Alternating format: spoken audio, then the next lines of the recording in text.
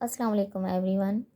Today I am explaining the topic environment of chapter 4 of your book International Lower Secondary Science. What is environment? Environment क्या है? जो हमारे इर्द गिर्द का जो भी सराउंडिंग है वो environment कहलाती है। अब हमारी सराउंडिंग में दो फैक्टर्स हैं, यानी हमारे environment के दो फैक्टर्स हैं, abiotic factor and biotic factor. Abiotic factor includes non-living part of the environment and biotic factor include living things. जितने भी plants हैं, माइक्रो ऑर्गेनिज्म हैं, दूसरे एनिमल्स हैं, ह्यूमन बींग्स हैं, वो सारे लिविंग पार्ट जो है environment का कहलाएगा बायोटिक environment और नॉन लिविंग पार्ट कहलाएगा एबायोटिक environment.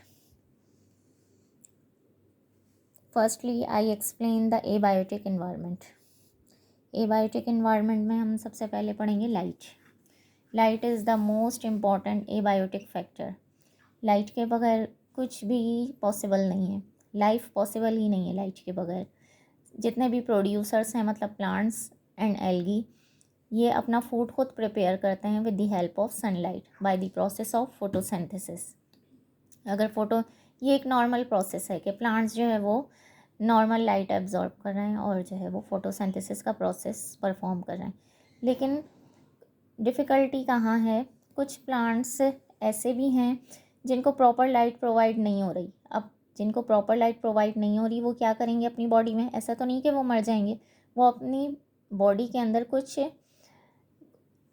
एडेप्टेशन जो है वो क्रिएट करेंगे, कुछ चीज़ें एडॉप्ट करेंगे अपनी बॉडी में. जैसे कि एग्जाम्पल है क्रीपर प्लांट. ये क्या करता है? ये एक जैसे मनी प्लांट की बेल होती है नीचे पड़ी रहती है, उसे किसी की सपोर्ट की ज़रूरत होती है. इसी तरह ये घने जंगलों में ये एक प्रॉपर इसकी स्टैम्प नहीं होती, ये नीचे ऐसे ही ज़मीन पे होती है. लेकिन अब क्या है, इसको भी सनलाइट चाहिए. ये क्या करती है?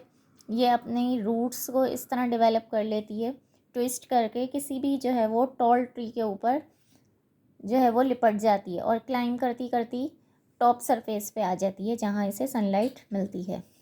और ये अपने लीव्स को क्या करता है, ऐसे अरेंज कर देता है खोल खोल के, ताकि प्रॉपर सनलाइट ज़्यादा से ज़्यादा एब्जॉर्ब कर सके. अगर ये अपने लीव्स को बंद रखे, मुड़ा हुआ रखे, तो प्रॉपर लाइट जो है वो एब्जॉर्ब नहीं हो पाएगी. इसलिए ये एक्सपोज करके अपने लीव्स को जो है वो सन की तरफ एक्सपोज करके रखता है ताकि ज़्यादा से ज़्यादा ब्राइटनेस एब्जॉर्ब कर सके.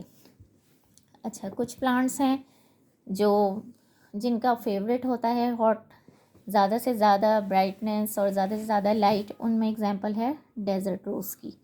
ये प्रेफर करता है ज़्यादा ब्राइटनेस में रहना. इसके अलावा फर्न प्लांट है, ये ज़्यादा प्रेफर नहीं करता ब्राइटनेस को, ये शेडी एरिया में रहना पसंद करता है. अच्छा, इसी तरह कुछ एनिमल्स हैं, फायर फ्लाइज जैसे हैं, उनके अंदर भी लाइट है, जो अपने मेट्स को, अपने पार्टनर को उस लाइट से अट्रैक्ट करते हैं. दूसरा है अर्थवॉर्म. अर्थवॉर्म की आइज़ नहीं होती, लेकिन इसके अंदर लाइट सेंसिटिव सेल्स होते हैं. जो ये ज़्यादा लाइट पसंद नहीं करते, ये डम शेडी एरियाज़ में रहते हैं. तो जहाँ ज़्यादा लाइट होती है वो सेंसिटिव सेल इनके लाइट को जो है वो सेंस करते हैं और वहाँ से कहीं डम शेडी एरिया में आ जाते हैं. इसी तरह कुछ जो डीप सी में रहती हैं, वहाँ लाइट नहीं पहुँच पाती, सनलाइट, तो वहाँ एनिमल खुद ही जो है, फिशेस जो हैं, खुद ही अपनी बॉडी के अंदर लाइट प्रोड्यूस करते हैं. ऐसे सेल्स होते हैं जो लाइट प्रोड्यूस कर रहे हैं उनकी स्किन से. तो ये लाइट उनके लिए एक तो पहला फ़ायदा ये होता है कि वो अपना फूड जो है, अपना प्रे खुद ढूंढ सकती हैं. उसके अलावा अपने प्रीडेटर को, यानी अपने जो इनको खाने के लिए फिशेस आ रही होती हैं, उनको कंफ्यूज करती हैं अपनी लाइट से. उसके अलावा ये अपने मेट्स को, अपने पार्टनर को भी अट्रैक्ट करती हैं. एबायोटिक फैक्टर में सेकंड नंबर पे आ जाता है टेम्परेचर. टेम्परेचर, जितनी भी लाइट है जब वो एटमॉस्फेयर में जो है वो एब्जॉर्ब होती है, हीट रिसीव होती है, तो क्या हमारे एटमॉस्फेयर में बन जाता है टेम्परेचर. एक तो नॉर्मल टेम्परेचर होता है जिस पे लोग 0 से लेके 45 डिग्री तक फेवरेबल है ऑर्गेनिज्म के लिए कि वो इस टेम्परेचर पे रहें. लेकिन कुछ प्लांट्स हैं कुछ एनिमल्स हैं जो प्रीफर करते हैं 0 से भी माइनस वाले टेम्परेचर में रहना, जैसे एंटार्क्टिक आइस फिश। ये एंटी फ्रीज प्रोटीन होता है इसके अंदर। ये जो है माइनस के टेम्परेचर पे रहना पसंद करती है। ये पॉपी वॉर्म्स जो हैं, पॉम्पी वॉर्म्स, ये 80 डिग्री सेंटीग्रेड पे रहना, इनकी अपनी मर्ज़ी है। ये यहाँ पे रहना पसंद करते हैं, ये यहाँ पे रहना पसंद करती हैं। लेकिन वो एनिमल्स जो प्रेफर नहीं करते तो उन्हें अपनी बॉडी में कुछ ना कुछ एडेप्टेशन लानी पड़ती हैं, कुछ ना कुछ चेंजेस लानी पड़ती हैं उस एनवायरनमेंट में रहने के लिए। जैसे कि 2 प्रोसेस हैं प्लांट्स के अंदर। शेडिंग लीव्स, प्लांट्स क्या करते हैं, जब ज़्यादा बहुत गर्मी हो जाए, ख़ज़ा में बहुत ज़्यादा टेम्परेचर हाई हो जाता है, ये अपने लीव्स को शेड कर देते हैं ताकि ज़्यादा से ज़्यादा अपने अंदर पानी को रिटेन कर सकें। इसके अलावा हाइबरनेशन, ये जैसे फ्रॉग के अंदर होता है, यहाँ पर बेयर के अंदर भी दिखाया हुआ है यहाँ पे, कि जब बहुत ज़्यादा सर्दी होती है तो ये मड में जाके, सॉइल में जाके स्लीप हो जाते हैं, सो जाते हैं, स्लीपिंग मोड में आ जाते हैं। तो इनको ज़्यादा खाने पीने की ज़रूरत नहीं होती। जब इंसान भी रात में सोते हैं तो उनका मेटाबॉलिज्म रेट, यानी उनका जो खाना डाइजेस्ट करने का प्रोसेस होता है, सारे प्रोसेस स्लो डाउन हो जाते हैं। तो इसी तरह ये अपने आप को जो है वो कम फूड में, कम एनर्जी में सर्वाइव जो है वो, जब बहुत ज़्यादा हार्श जो है इन्वायरमेंट होता है तो ये जाके सो जाते हैं। इसी तरह कुछ बर्ड्स हैं जो सर्दी की वजह से नॉर्दर्न साइड पे जो बर्ड्स होती हैं वो माइग्रेट करके वार्म एरियाज़ में चली जाती हैं। इसी तरह पोलर बेयर्स हैं, ये क्या करते हैं, अपनी स्किन में बहुत ज़्यादा फैटी स्किन कर लेते हैं अपनी, कि जो है वो उनका सर्दी से उनको कुछ भी फ़र्क नहीं पड़ता, जितनी भी सर्दी हो। ये इन्होंने अपने अंदर एक एडेप्टेशन क्रिएट कर ली है ताकि ये सर्दी को बर्दाश्त कर सकें। एक और जो है एडेप्टेशन है नॉक्टर्नल। कुछ एनिमल्स होते हैं नॉक्टर्नल, वो क्या करते हैं, दिन में अगर ज़्यादा गर्मी होती है या ज़्यादा सर्दी होती है तो वो दिन में शेडी एरिया में जाके सो जाते हैं।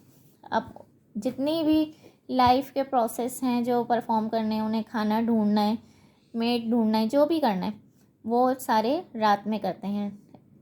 तो उन्हें कहते हैं नॉक्टर्नल एनिमल्स, जो रात में एक्टिव होते हैं और दिन में सोते हैं। अच्छा, थर्ड हमारा फैक्टर है वाटर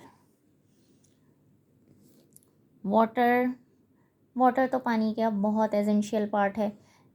जहाँ पर वाटर की अवेलेबिलिटी होगी, लाइफ भी सबसे ज़्यादा वहीं पर होगी, एनिमल्स की भी, प्लांट्स की भी, क्योंकि हर इंसान, जानवर, प्लांट को जो है वो वाटर चाहिए। इसीलिए यहाँ एग्जांपल दी हुई है ट्रॉपिकल रेन फॉरेस्ट। ये क्या है, वार्म भी है और वेट भी है। तो वर्ल्ड की 10%, तकरीबन 10% एनिमल्स जो है वो, प्लांट्स जो भी हैं वो यहाँ पर रहते हैं, यानी ज़्यादा से ज़्यादा एनिमल्स, प्लांट्स यहाँ रहते हैं। वैरायटी है, बायोडाइवर्सिटी है, इसके फेवरेबल इन्वायरमेंट की वजह से। यहाँ वाटर की अवेलेबिलिटी भी है और टेम्परेचर की भी। इसके अलावा जिन बेचारों के पास वाटर अवेलेबल नहीं है, ड्राउट कंडीशन है, वो अपने अंदर कुछ ना कुछ फिर अपनी बॉडी के अंदर चेंजेस लाएंगे, अडेप्ट करेंगे कुछ, ताकि वो उस इन्वायरमेंट में ज़िंदा रह सकें। उसकी एग्जांपल है लंग फिशेस। अब हमने सारी फिशेस देखी हैं वो पानी में रहती हैं, लेकिन ये फ़िश कैसी है, इसने अपने स्विम ब्लडर को जो है वो कन्वर्ट कर दिया लंग्स के अंदर, और जैसे ही जब कोई ड्राउट कंडीशन आती है तो ये लैंड पे सरवाइव करती है। कैसे करती है, अपने आप को मड के अंदर कवर कर लेती है, और इसकी म्यूकस, जैसे कि इंसानों में होता है सलाइवा, इसी तरह म्यूकस ये अपनी पूरी बॉडी पे जो है वो कवर कर लेती है, यानी मॉइस्ट रखने के लिए अपनी स्किन को।